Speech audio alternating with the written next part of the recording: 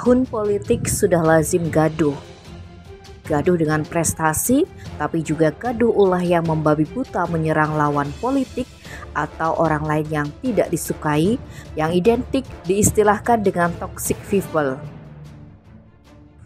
Sejatinya istilah ini bukan asing lagi karena banyak berseliweran di media sosial orang-orang model ini. Orang ini beracun karena memberikan dampak buruk terhadap orang lain, terutama terhadap psikis. Tapi anehnya, tak sedikit pendukung orang berjiwa toksik ini karena merasa satu rasa, yakni merasa paling benar, paling pintar, paling baik, dan paling hebat segalanya.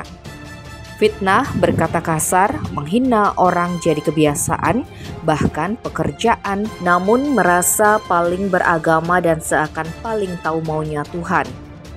Semua itu terjadi karena orang toksik itu sulit introspeksi diri, tak ada empati dan biasa bertindak berpikir belakangan. Fitnah dan menghina pun dinilai sebagai kritik.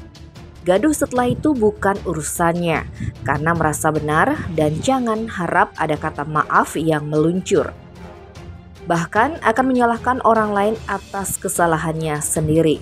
Semua itu terjadi karena orang toksik terlalu terobsesi dengan diri sendiri, juga posesif dan manipulatif.